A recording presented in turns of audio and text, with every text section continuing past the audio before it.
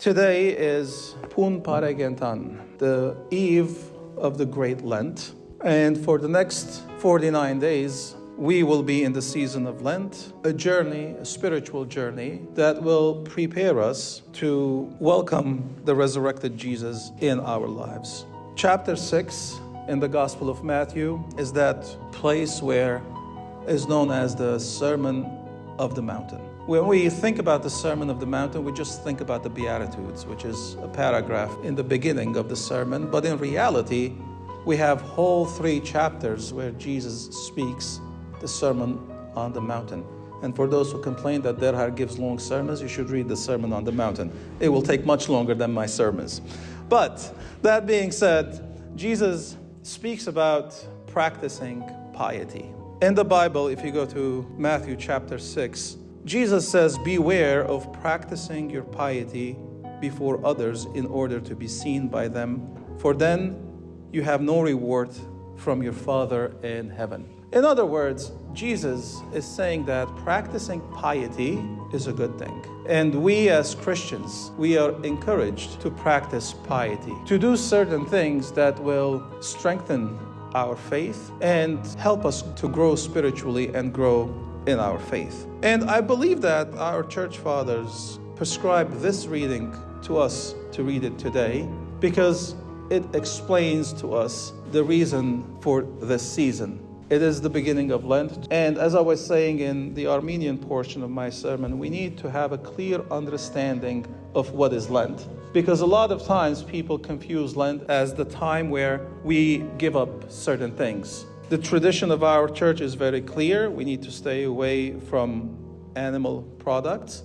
But living in America, we have learned from our brothers and sisters that if you give up certain thing, something that you like, it should be okay. So yesterday I was trying to explain this to our Saturday school students, and I said, what are you going to give up? And one of the students, a very smart kid, he said, I want to give up Saturday school for 40 days. I said, that doesn't work. You have to give up something that you really like. And then he tried to correct himself. And I like Saturday school, but it was too late. Lent is not about giving up things that you don't care about. It has to be something that is meaningful in your life. But that's not all. That's not the entire meaning of the season of Lent. And today's biblical text gives us a clear understanding of what is Lent. And we come to see that Lent stands on 3 pillars. It's like a stool that has 3 legs, and all legs have to come together so that we can have a meaningful journey of Lent. And those 3 legs are from the reading today and are the following: almsgiving, or being merciful, prayer, and fasting. So Jesus tells us that in order for us to practice piety, these 3 elements have to come together. I would like to speak briefly about those 3 elements: almsgiving and or being merciful. Jesus tells us that whenever you give alms, you need to make sure that you give it in secrecy. Don't make commotion about what you're giving, but give it secretly, privately, so that God will accept what you gave as a gift. He uses the analogy and he says, let not your left hand know what your right hand is giving. Assuming that we are all righties and we give with our right hand, he says, don't let the left know. Make it really, really very private. And we have to understand what is implied by the commandment of Jesus. I think we all practice some level of this type of piety. I went for shopping yesterday in my neighborhood's Stop and Shop, and there was a lady there who had a bag, and she was asking for people to give her something. And as I watched, there were a lot of people who either gave cash or gave something that they had purchased. So as human beings, we have that in ourselves to give something who are less fortunate. But in the Gospel of Matthew, Jesus puts a very spiritual and I think I can call it a Christian twist on it, because he says, whenever you gave to one of my brothers and sisters, you gave it to me. So from a Christian perspective then, we see Jesus in the poor. We see Jesus in the disadvantaged. And God wants us to be charitable. I think when we speak about this, the general idea is that we're expected to make a donation every once in a while, and the whole thing turns about money. And maybe that's not the true meaning of being charitable. Being charitable means to think less about yourself and to create that space within you where you are able to think about others, to think about something that is bigger than you maybe, and that is the church. I will try to give this example, and I don't want to hurt or offend anyone. I've been involved with this church for more or less in the past 20 years. And I've also seen how things change. When I first came here, there was a generation who was maybe in charge of running this church. And there were people around us that they had a different attitude when it came to run the church. When we asked for something, people gave 100%. They gave their time, they gave their energy, they gave their resources. People didn't say that, oh, I can only give this because that's too much for me. I remember dealing with vendors when I would go and I would say, we need this for the church, and then say, how much do I owe you? People would say, it's for the church. I cannot take the church's money. So there was this attitude, which nowadays has changed a little bit. What I'm seeing nowadays is that people start to calculate. I can only give this amount of hours to the church. Anything beyond that means I'm taking away from something. And I accept that. But sometimes I think, what is going to happen to the next generation and the generation after? Because the trend is that we are living in a self-centered society. And we keep learning that the ego comes first. And that is going to be a terrible thing, because we have so many people who have so much, but they have no community.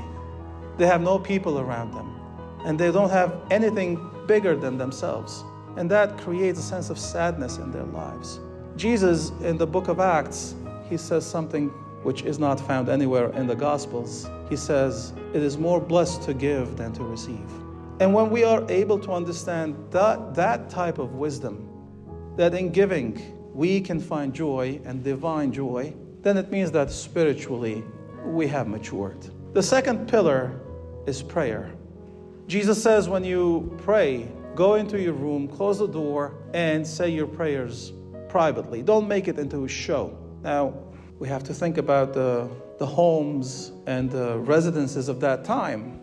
The entire house at that time maybe had a room or two. So Jesus is talking about going into your room. And now, in the 21st century, when somebody says, go to your room and close your door, you think about your bedroom or your office space where you can go and close the door and spend some time there. But that did not exist, archaeologically speaking, at the time of Jesus.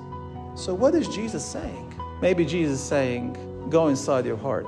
Go to that place where you can be alone with God and spend that time speaking to God privately. Because our Christian life, absent of that conversation with God, is not a Christian life. We are encouraged to pray. The life of our church is rich with prayers. We have 7 hours of prayer during the day. One of the great saints of our church, Saint Nersa Shnurhali, wrote for us a prayer that has 24 chapters. And he meant that we need to pray at least one prayer every hour. These are all powerful stuff that the church prescribes to us, and it is part of what Jesus wants us to do. Again, this is something that our people, or people in general, do not take seriously. Attending church was an obligation. People put church first because in the church, it meant that we are praying. And yes, there are different types of prayers. You have the private prayer that you can do in your room, but the act of worship, coming together, being part of the celebration of the divine liturgy, which is being present at the Last Supper of Jesus and sitting with him at the table and partaking his body and his blood, is the ultimate act of worship in the life of our church. Yet we keep depriving ourselves, and this is something that weakens us spiritually. So this Lent journey, we need to focus on these elements. And the third is fasting. Now, the model of fasting is the model of Jesus. He fasted for 40 days. And some of us, we try to fast for 40 days, but that's too much. I cannot fast for 40 days not eating anything. But what Jesus wants us to do is to give up things that are important for us. Things that we sometimes think that we're relying on them, we're depending on them. Because when you give up, it's not like I'm showing how much willpower I have. No, I'm giving up something to create a space. To create a space where I am able to receive something from God. When we pay attention to the text, Jesus doesn't say, if you give alms, if you pray, if you fast. Jesus says, when you give alms, when you pray, when you fast. It means that this is not optional. This is imperative. This is about creating a sacred space in our hearts. And in that sacred space, God comes and He gives us His grace. Lent, my brothers and sisters, is not about necessarily giving up things, but it's asking God to give us something. And today I want to conclude by asking this question and posing this question, which I hope that you will take this seriously and think about it for a minute. What do I want from God? Focus on this. Create that space. Because the church teaches us that this is a season where when we ask, God will give us. Don't let your prayers be a list of give me this, give me that, but create that space where God is dwelling in our hearts. I wish you all a meaningful journey of Lent. I hope and I expect to see you every Sunday here. That will make me really happy if you come every Sunday here. So have a blessed Lenten journey.